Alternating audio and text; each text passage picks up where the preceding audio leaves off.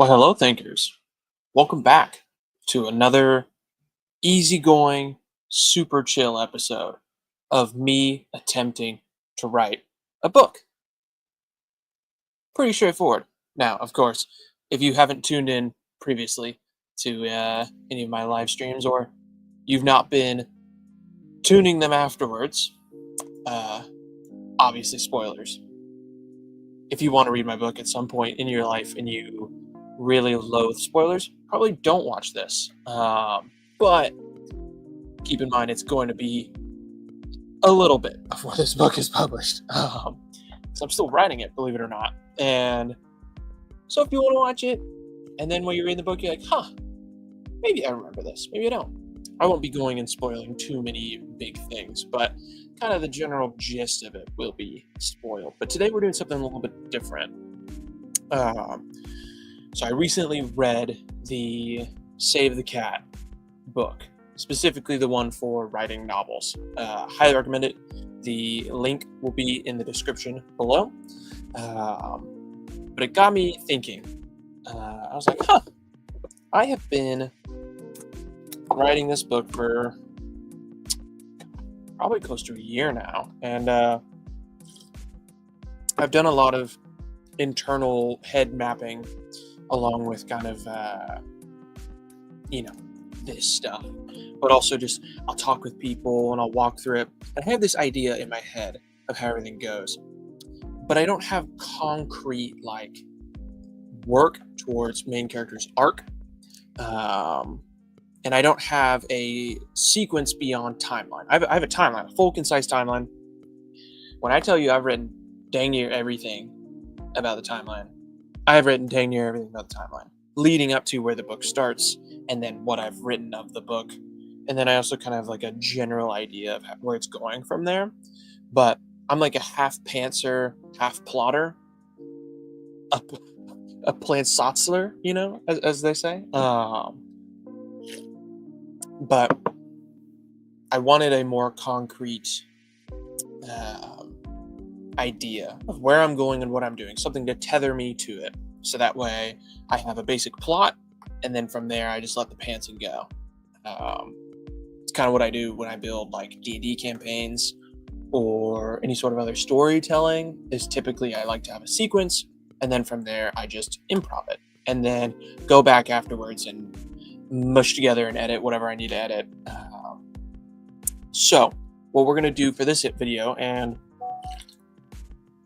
probably for the next 3 videos, depending on how long this one is we're going to go through and look at the beat sheet here. There is, for those of you who haven't read it,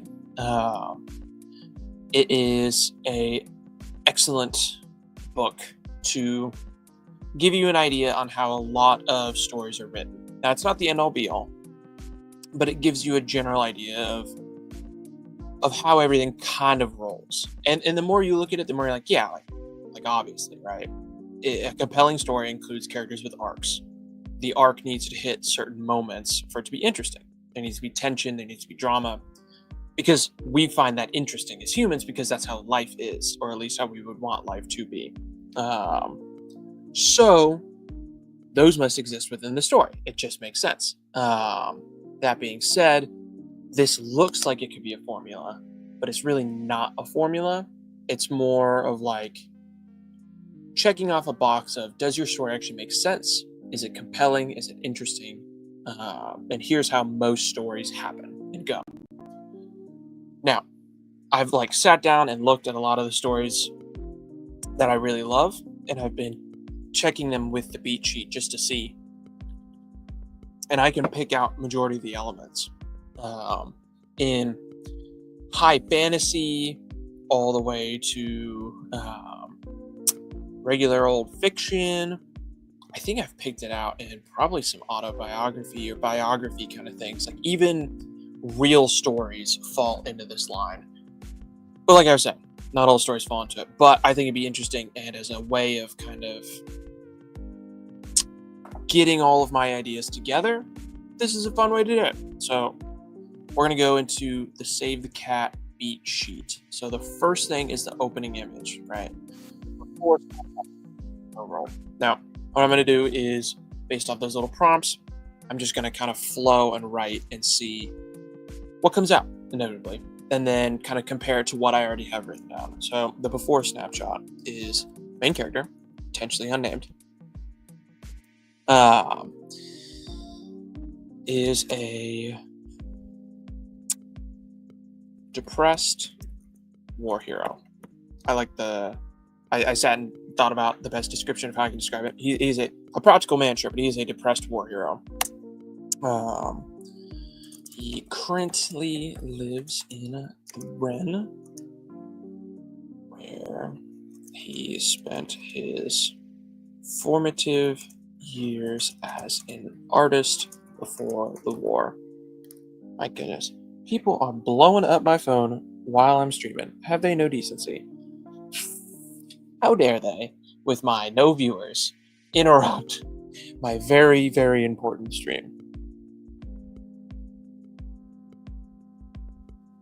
Except my mom. I allow her to interrupt me as well, because she will tune into this stream inevitably. So, Depressed Warrior currently lives in the Rennes, where he spent his formative years as an artist before the war.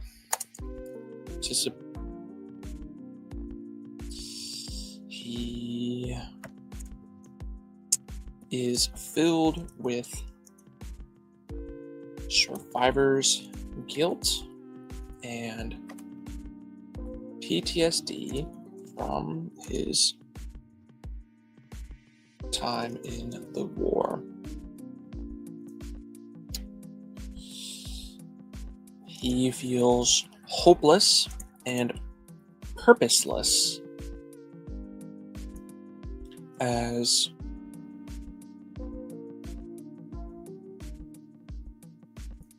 hopeless,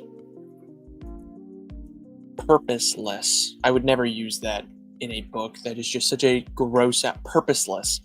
What's worse is purposelessness. Like, that is too many S's. Purposelessness, you know? Okay. Just hopeless, purposeless. Gosh, I hate that word. And doesn't fit in. What would that be? As like a less.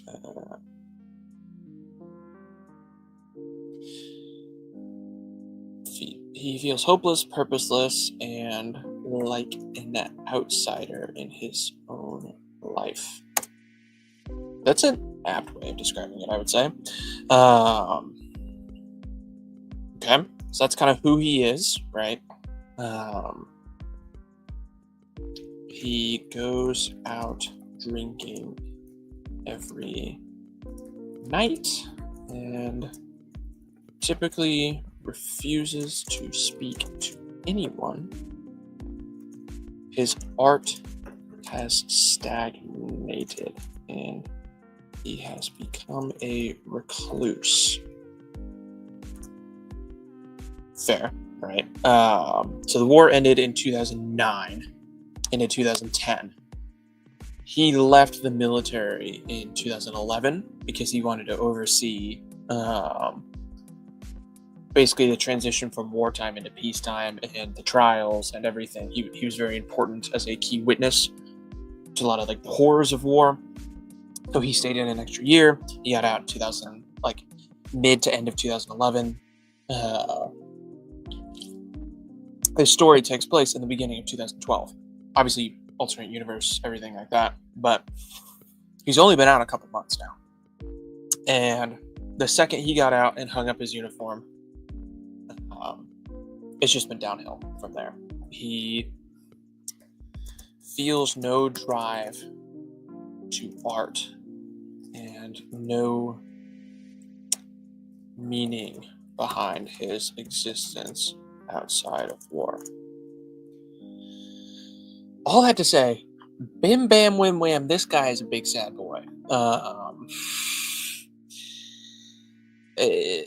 He stems from, I take heavy inspiration from Vietnam vets. I think The Things They Carried is probably one of my favorite Vietnam books, because it does a good job of describing the abstract feeling of emotion. Like the scene where the guy is in his car and he's just driving around the same streets over and over and over and over again, just feeling completely disconnected from everyone. Like they never left the jungle. And I want to give the true feeling of someone who their entire life has become war for the better part of the last decade, and who suddenly isn't there. And now this whole overwhelming purpose and driving force and feelings and camaraderie is ripped away, and he is completely isolated in a life that used to be his, but now he doesn't know what to do with it because it's not him anymore. But a little part of him, innocent and young in that bright-eyed, bushy-tailed youth, still exists. It's just hidden beneath this cage of depression and PTSD, and just the war has taken so much from him. But there's just a little glimmer of hope left, just a smidge, and he doesn't know what to do. And sadly, he is going to do the heavy thing and try to take his own life. Now, of course, this book is depressing. In the beginning, it is very sad. I think of Stormlight Archives when you meet Kaladin. I mean, spoilers, sure, for Way of Kings. If you haven't read Way of Kings, hurry up. But also it's the beginning, so it doesn't terribly matter. But he's a depressed guy. He is just so depressed. And he's a similar situation where all he's known is war. And I draw parallels between the two because he is a surgeon but a soldier. And in this case, main character, he's an artist but a soldier. I think the soldier and surgeon, I like that part for Kaladin because they do juxtapose really well, saving life, taking life.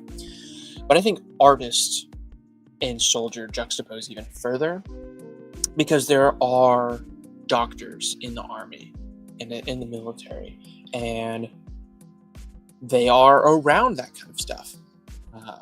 Blood, guts, gore. So there's still kind of a loss of innocence that comes with being a medical professional. However, an artist, for all intents and purposes, doesn't get that. So he's completely removed from all of that, except for a small part of violence in his childhood. He'd never experienced it at all. And, oh gosh, that's good tea. He went from this innocent boy filled with just this massive imagination and wonder and curiosity, who through this talent, this skill, is able to ascend to such high levels and create art for very important people and have his art reach around the world, to suddenly be given a rifle and taught to kill is very much so striking that like Vietnam chord of counterculture meeting war. In this case, the war, unlike Vietnam, completely justified. This is like a cut and dry World War II style where we are attacked and we must retaliate, and we retaliate well, and the war doesn't extend past what is realistic. I haven't personally started any wars, so I can't attest to how all the beats work. I'm purely just a student of history, but from what I've written out, it's fairly concise as to what I think would happen. But again, it's fiction, so Okay, tangent aside, that was like a 10-minute tangent there. I would say I'm sorry, but I'm not. You're tuned into a live stream about a dude writing a book, and he's describing his book. Like, come on, son. All right. It's supposed to be boba, and I have a feeling that boba is just sitting at the bottom, and I'm just going to get domed by like a good amount of just yummy boba. Okay, anyway. Boost feels like drive to art and no meaning behind his existence outside of war. I think that is a good opening image there, because you get the statement to hint at the arc. His friend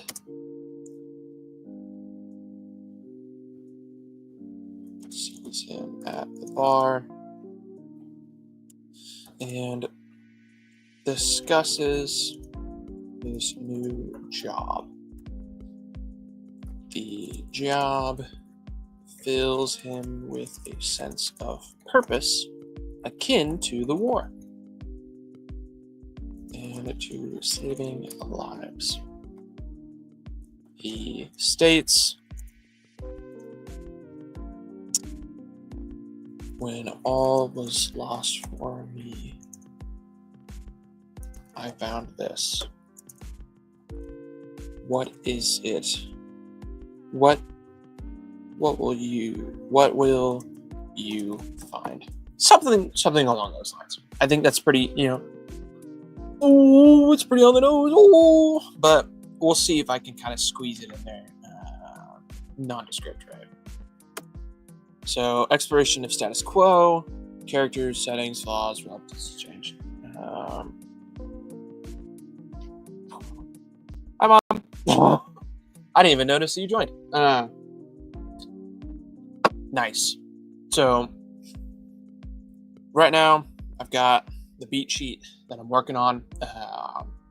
Obviously, this is from Save the Cat. That's why the title of actually, it's not in the title. It's in the description of the stream, so I can't even help that. But it's basically a beat sheet broken down to help format the story better. So what I'm doing is just bullet by bullet going through and kind of explaining what's going on in each of the scenes and each of the beats to kind of see if I can work it out well. I could probably fit this whole thing within an hour and then do next one as kind of the genre specific build up. So we have right here opening image. Typically the opening image is only about 1 to 6 pages. And then you kind of transition into the theme and the setup, where the theme stated is basically, when all was lost for me, I found this. What will you find? Driving back to purpose. I think I have, let's see, somewhere in here. Ignore. There's a whole lot of stuff in here. Did I put it in here? That's that. I think it's down here. That's the war. Sorry, I have a giant cluster hug of stuff. Okay, here we go. Okay. Who is he and what makes him tick?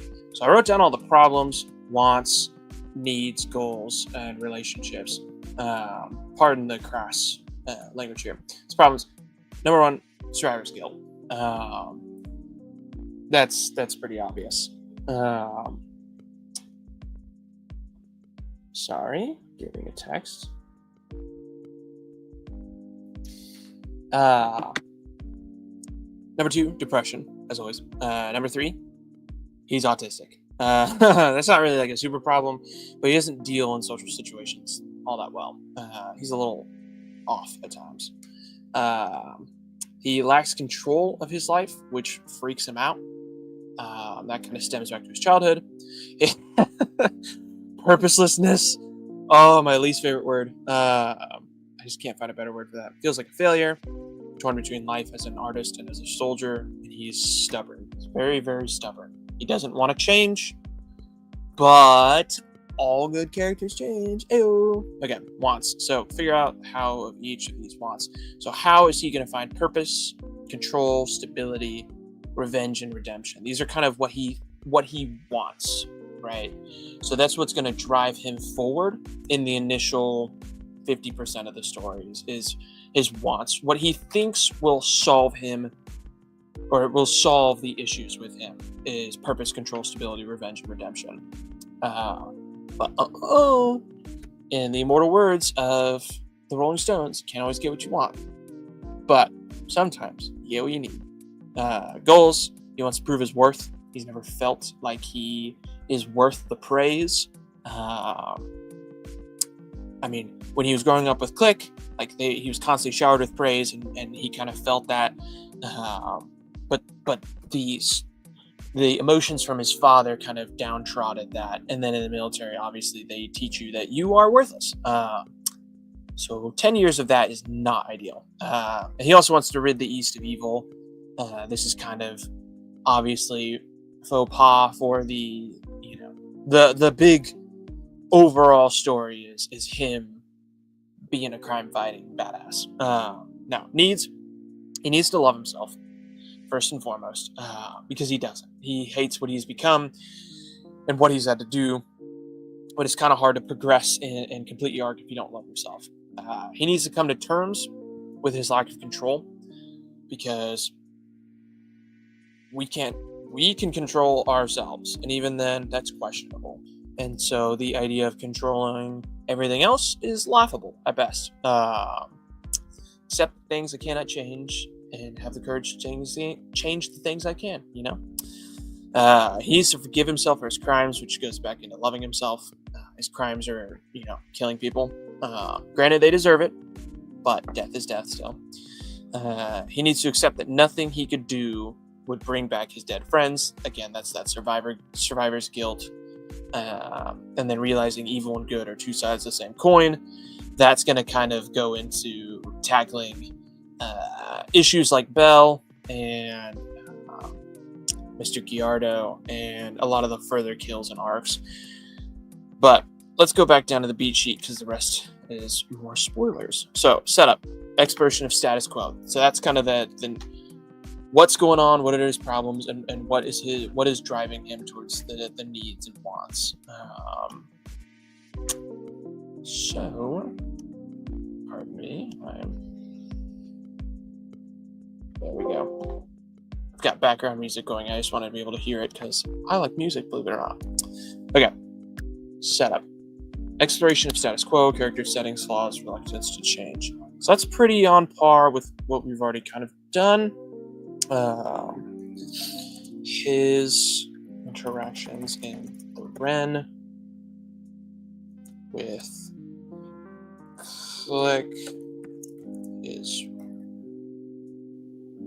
Click's wife, normal people, and fellow artists is strained, and he is often terse. He is incredibly reclusive and often spends time on the Click estate in the gardens versus going out to see people. Every night after he stumbles home drunk from the bar, he cries in the washroom, maybe? Where's a good place to cry in a mansion? Because Click's house is was an old army fort. I basically researched. There's a small town that the Ren is set in, and it had an old fort in there, and that fort has a giant castle in the middle, because all rich people need to live in castles. So Click has a nice castle that main character lives in, but I spends a lot of time in the garden. Ergo, he cries in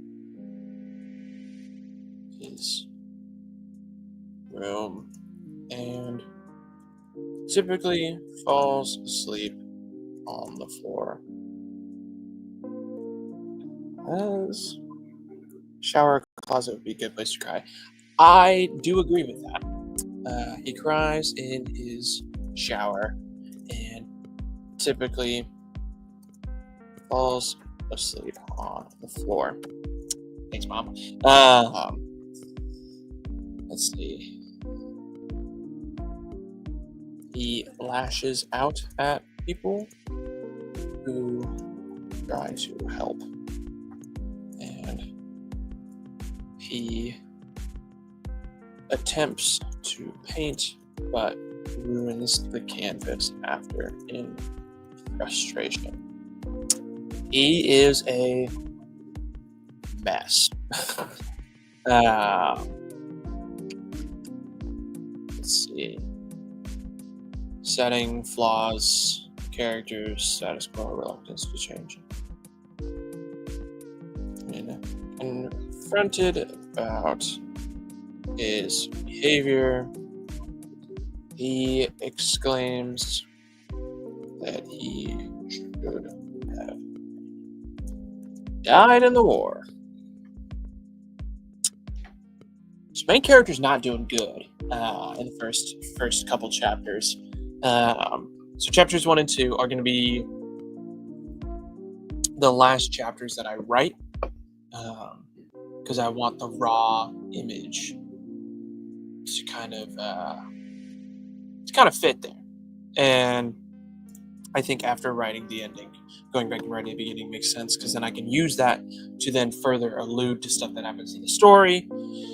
But I want to know where he starts from, because all of this, his interactions and all this stuff, is going to be in collusion with an interview. So far, this is my working start, is he's going to be getting interviewed about his time in the war. That's how the chapter is going to open up, chapter 1. And during the interview, he's going to describe a brief battle that he was a part of, and then he is going to conclude the day stumbling home, or it's going to cut from that to him stumbling home from the bar and not having a great time. That's kind of how it's going to go. The catalyst is going to be he attempts to end his life, but slips and falls back onto the roof instead of forward. His friend left him a business card taped to the bottle in his hand. So the catalyst is he is just up there on top of the roof, and he is drinking his heart out. He's screaming his emotions out, and he's like, "This is it. I'm getting up here, and I'm gonna do it." And he gets up onto the ledge, and as he's considering it, he takes kind of a step forward, and because it had been raining, goes whack, and just slips backwards, lands back onto the roof. The bottle hits the ground and shatters, and he just kind of lays there and is like, I can't even do that. I'm a failure. And then he kind of rolls over, and he sees lying in the shards of glass, he sees the business card, and he holds it up. And he's like, well, guess I gotta do this then. So, or the reaction to Catalyst, or what to do next. Sees the card and lays there in the rain, deciding if he should just go ahead and try again. But then his thoughts go back to his time in the war, because it always goes back to the time of the war, where he saw a good friend die and realizes that maybe he should get revenge instead of release from pain. So here's that kind of reaction to the catalyst. He's like, all of my friends have died, and he was just going to go ahead and then he has this realization that, oh, maybe I can solve all of my problems. Instead of doing that, I think I'll just take revenge on the people who did this. Ergo, the mobsters and the gangsters and the war crime people. War criminals. Pardon me. War crime people. Got the first pieces of boba. Let's go. Alright. Anyway. Whew. This is all very overview. Still haven't decided 100% if this is what I'm going to do. But I just want to see where this sheet is going to be in comparison to the actual story that I've written. And then now like go back and I can change it. Like stories are malleable. None of this is concrete. But the break into 2 is the answer to the call to action. He goes to one of the meetings for the organization and accepts his first kill packet. So this one,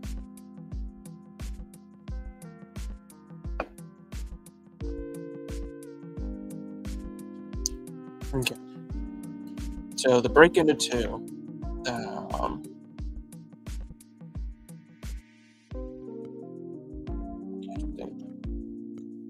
So pretty much around this point is going to be first kill. Yeah, it's pretty much just going to be the first kill. Because then the B story is going to start with meets Frank and eventually meets Morrison and he's going to meet Rebecca meets Morrison. So those are going to be the 3 characters that are going to be big plot pushers for this book.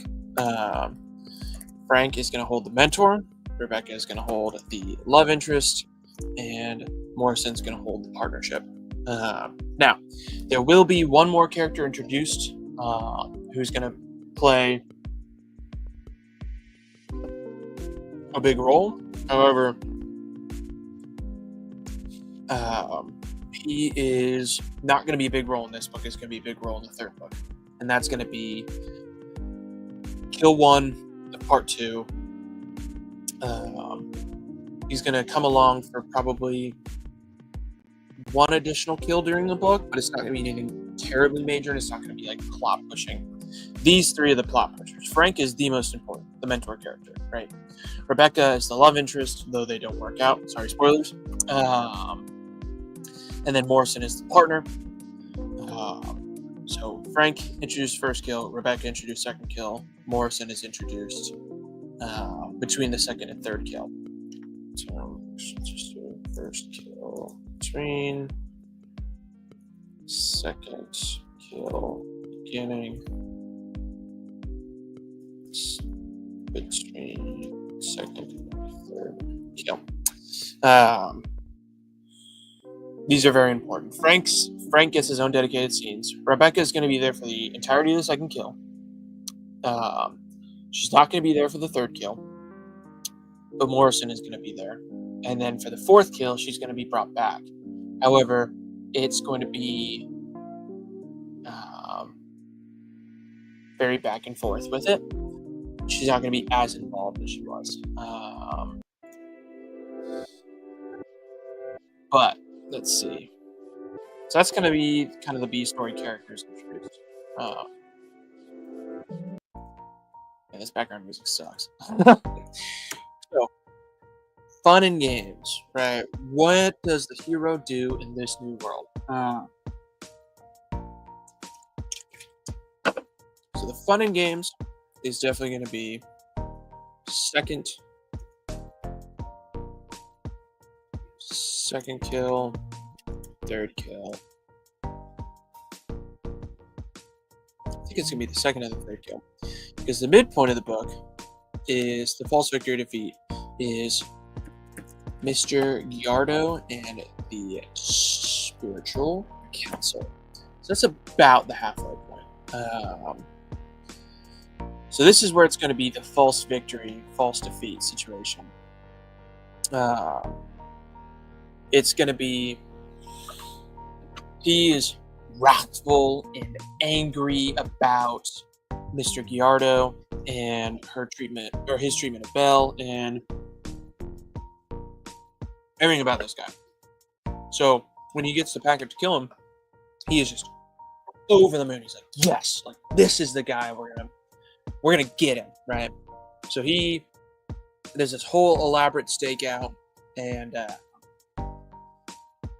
teams up with Morrison and Rebecca They're both feeding intel. Rebecca's there on the streets with him, and eventually, I haven't written it. I'm currently working on it, so I don't quite know where everything's going to go. But eventually, he's going to kill Mr. Giardo. He's going to meet with Frank.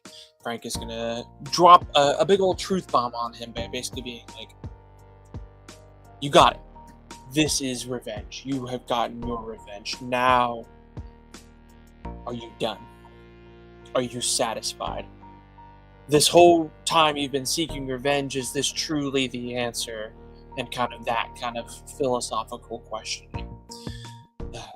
From there is going to be him just wreaking havoc on the gangs and completely destroying the Fayetteville, the final Fayetteville gang, Mr. Giardo's gang, from the inside out. And at the end of it, he runs into himself, and there's going to be a big showdown.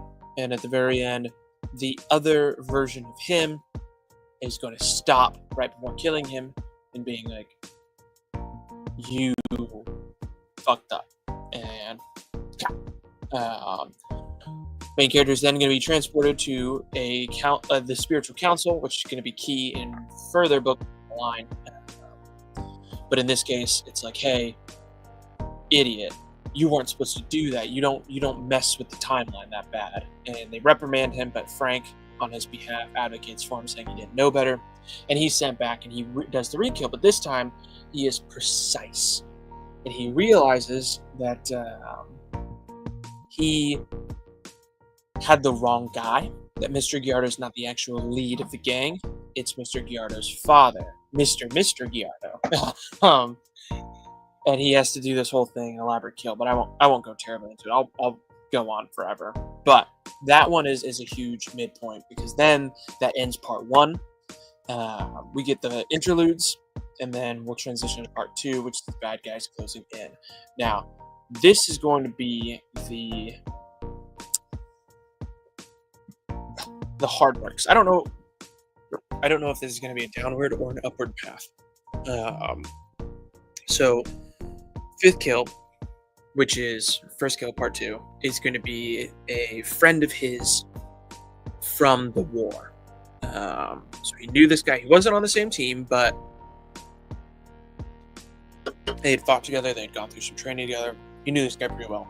And this guy, when he got out of the war, made the wrong choice and joined up with the gangs, thinking that they would become the new power. Got involved in all sorts of stuff, very bad things. And now, main character is on the opposite side, looking at basically a version of him if he did the wrong path. And so instead of killing him, he, in the kind of big battle, beats the living crap out of him, and at the very end, it's like, I'm gonna let you live. Like, I want you on my team. Like, you are so valuable to me. You're being wasted here. You know, come join the good guys. And the guy's like, okay. He acquiesces, and he comes over, and he becomes another side character who will be important in the final books. I haven't decided if I want to do a kill still in that case. I think I will, but I'm not entirely certain how that's going to function. Either way, there's going to be another kill after that, which is going to be continuing on the bad guys close in. And then it's going to be third kill, Ratfuck. And that one is that one's important because he does the wrong thing. The all is lost is because of the Ratfuck moment. Because he gets involved in this huge gang war. I would say downward. Because he's not progressive. It's like a bouncing ball. Downward slightly, but with some ups too. 5th kill / befriend. 6th kill. 7th kill. into the gang war. So the all is lost moment comes at the end of the Ratfuck one. After the rekill, or during the rekill, he teams up with himself to go on basically be involved in a giant turf war, like a giant gang war. And I haven't quite gotten all the things knocked out for that. I'm still writing that. It's very interesting because this is the first time where he will partner up with the alternate version of himself. So you'll have two main characters running around, which I find very fascinating, and their dynamic is really interesting. But in this case, end of gang war goes quite bad. Someone will die, maybe? I don't know. But the Dark Night of the Soul is lashing out at his friends and going recluse, considering ending it all one more time, and just having a bad old time.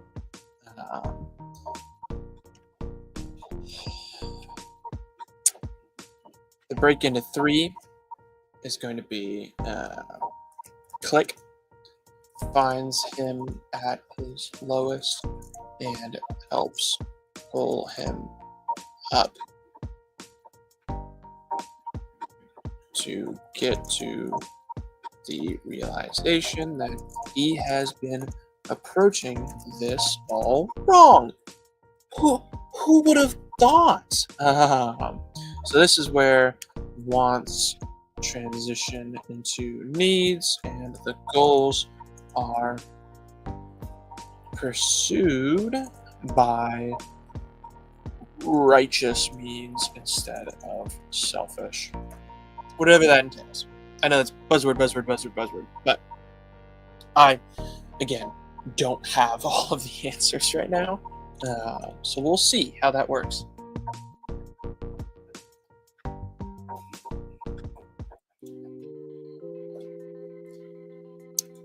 So,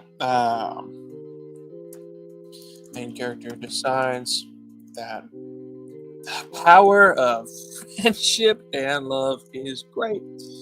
He needs to use them to kill people.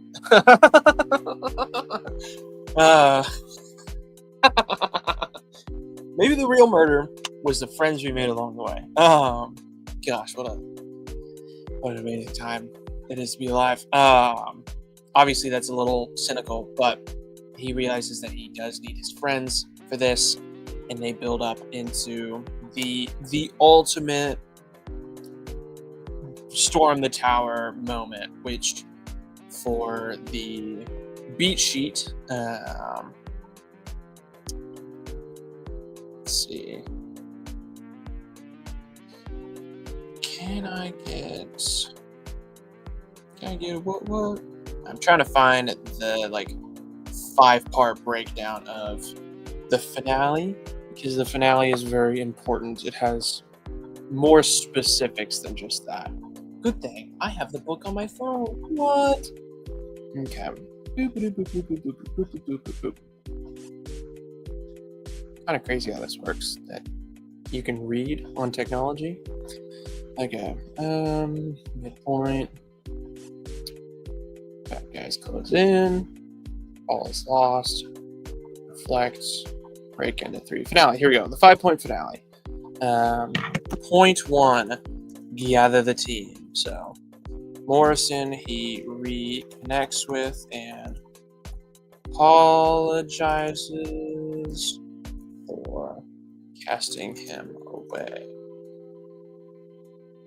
Rekindles a friendship with Rebecca, but realizes that their relationship isn't one he wants or needs right now. And then reconciles with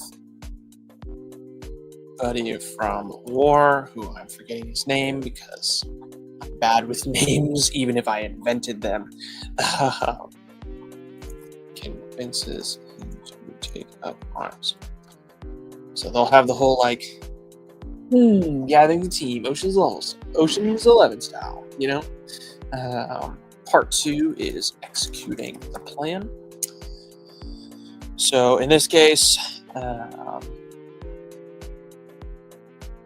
they will recon the building of the mob boss. They will attempt infiltration.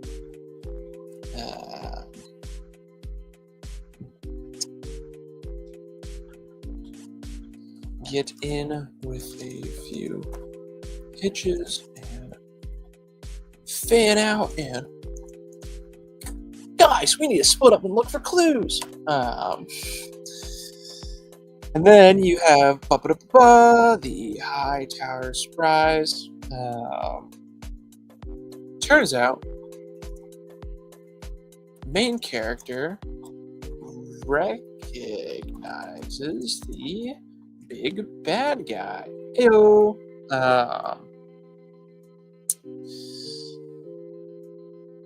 The daughter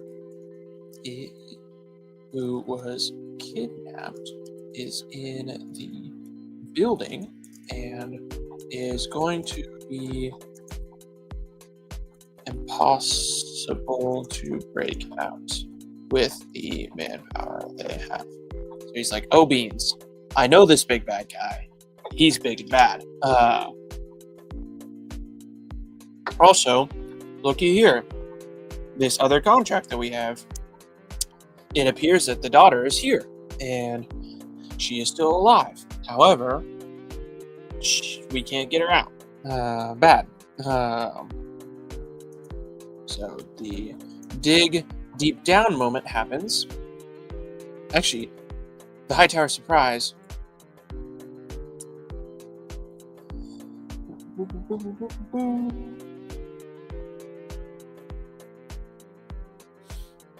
Oh no, that would be the dig deep down. The dig deep down moment. He kills the woman. Oh gosh. So, okay. Why, you ask, is that the dig deep down and yes, and let's do it moment, right? Is the fact that he realizes he's not in control. He doesn't have any control whatsoever. He realizes that finally his life is his and is his to give. And he understands that. And he knows that in this moment, all he can do with his life is to save other people. He survived in order to help others. And the other stuff too. He figures out all his goals, figures out his needs, and comes to terms with his flaws. Then we get a interesting thing, right? Where he digs deep down, he kills her, because that will give him a second shot at actually completing and succeeding in the mission. So, execution of new plan. As the woman, he is able to get a private audience with a bad guy, and eventually takes him down. Ayo! Manages to escape, and most of his friends live? Question mark. One may die. Not sure yet. Encounters his other self and seemingly kills him, but remains as her. So then, this final after snapshot, this final image, right, is him as her getting rescued and monologuing about coming to terms with life and maybe the realization that this is a new start for him as someone else. he is able to trade deaths and give life to someone else. Maybe that isn't so bad. Now, of course, that's not the end of the story. What a terrible ending that would be. However, that is the ending of book one. I thought about extending all of those arcs and everything out to encompass both books. However, that sounded like a chore and also did not sound interesting. Could you imagine ending a book at the midpoint? You don't even get an arc completed. That's silly. I'm in it for the arc, all right? I'm in it for the juicy goodness of character development and plot structure and forward momentum and really cool storytelling. That's what I'm in it for. And if I don't get that, I gotta wait 2 more books to get that? Right? Instead, what I do is I complete this arc. However, he's not healed. He's not perfect. Sure, he's come to terms with control, right? But oh boy, he doesn't have a purpose yet. And that is going to be what transitions into the next book. I'm going to have the Spacer novella, obviously, but the third and final book, which would be the continuation of this story, is ultimately what's going to have that next beat by beat arc where he's figured out control. Now he needs to figure out his purpose. And ultimately he will by the end of it. Literally the very end of it. Because I think it's going to be fun. But there you have it. That is my full Save the Cat style beat sheet from my opening image of him as a depressed war hero to the end when he comes to terms with his life and in his head thinks that he has traded his own death. His own life is over, so that way this gal may live. However, in doing that trade, he believes that he has ultimately become her as kind of like some sort of spiritual whatever. And that's where it'll end. I'm curious to see how all the pieces will kind of fall together. As of now, I'm sitting at about 192-ish pages written between the 3 stories. Probably gonna break 200 here soon. Pop the champagne on that one. I'm estimating probably around 600 to 700 pages because I have the first part mostly mapped out. I know it's chapters 1 through 15 is the first part, and there's gonna be an interlude, a couple of interludes, and then chapters 16 through probably like 28 or so is going to be part 2. Originally part 2 was supposed to be only 3 kills because I kind of like chiseled out, like I sawed in half part 2 because originally there was only 12 kills. It's going to be 3 parts, 12 kills, 1 book, but it's going to be such a long book. Oh my gosh, I definitely would have broken 1,000 pages with it, undoubtedly.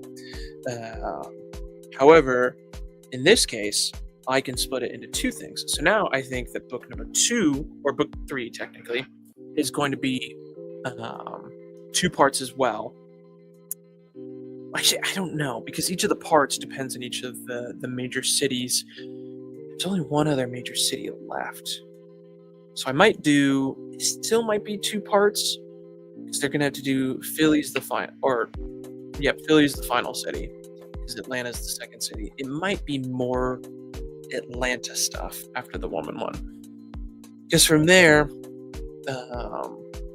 they've taken down that gang. I don't know, that'll be something I'll have to think tank, because I will need to sit down and see approximation of how many chapters and the layout and everything, because I have book 1 entirely laid out. You can see that. Book 2 I'm working on right now. I've got an idea of where the story's going. I've got a couple beats written down, but I know I've written out almost the entire war timeline wise, like big battles, conflicts, decisions, all of that. There's a whole timeline about that. And I've written out the timelines for both Argyle and for main characters. I know all of their lives. So I'm going to kind of use it as a fusion, and it's going to be the story of Argyle growing up, him going into Vietnam, and then post-Vietnam getting his doctorate, and then becoming depressed, but then discovering cold fusion. That is going to then transition to a pretty good chunk of his book is going to be dedicated to the war and him and his interesting situation as the most paid private contracting group of all time, and his dealings with the government and with politics and overseas. And it's going to be a whole book that's very political politicking, and it's going to give you this giant overview spectrum of everything that's happening in the world from Argyle's perspective. It's going to be huge in world building and establishing all the characters beyond main characters. Main characters can be in it, sure, but he's not going to be the main guy. Obviously, it's Argyle's book, but it's going to give you so much more breadth.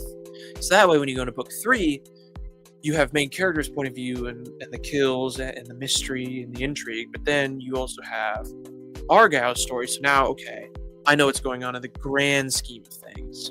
So now we're going to go into a multifaceted POV. So there's going to be 4 POVs for the final book. And it's going to be main character, Argyle, woman. I'm terrible with names. I'm so sorry.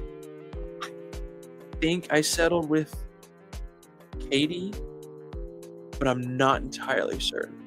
I don't know. I'll come back to it. It's woman for right now. And then there's going to be another character who is introduced, side character. They will offer another kind of element to the story.